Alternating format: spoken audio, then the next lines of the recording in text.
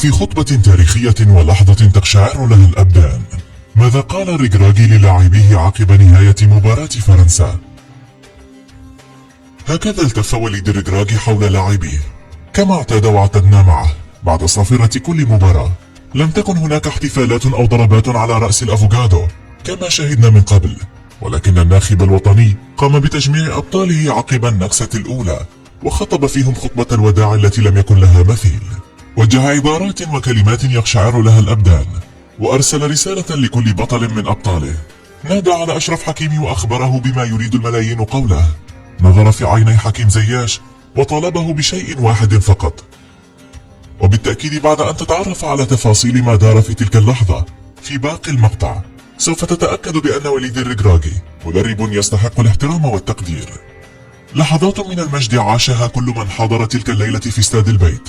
انتهى الحلم المغربي وانقضى المشوار الذي لم نكن نحلم به في أجمل تخيلاتنا. عانق الأسود السماء، فازوا أكثر ما خسروا، وها هي اللقطة الأخيرة والمشهد الختامي لوليد ريغراغي. وكعادته بعد كل مباراة، هذه المرة لم يوفق فريقه ولم يربح اللقاء، ولكنه كسب احترام وتعاطف العالم. الآن وبكل وضوح وضع وليد ريغراغي الكرة المغربية لأول مرة على خارطة العالم، فرض نفسه وفريقه على الكبار، هزم إسبانيا والبرتغال وبلجيكا وقارع كرواتيا، ولعب بقلوب الفرنسيين.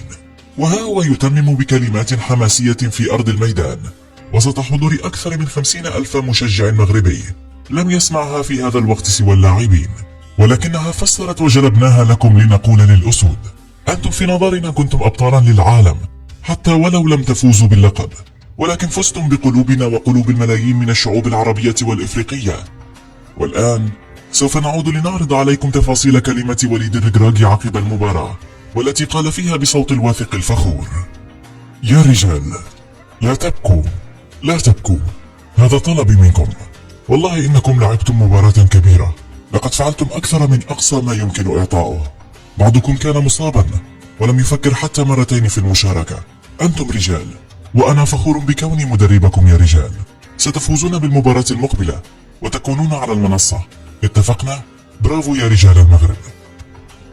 والآن ننتظر منكم يا أسود الوفاء بالوعد وتحقيق ميدالية سوف تتوج مجهوداتكم الخارقة في كأس العالم، ميدالية تظل للأبد إلهاما لكل الحالمين ورمزا للاجتهاد والمثابرة، ميدالية هي الأولى في تاريخ أي منتخب غير أوروبي أو أمريكي جنوبي على مدار نسخ المونديال المختلفة.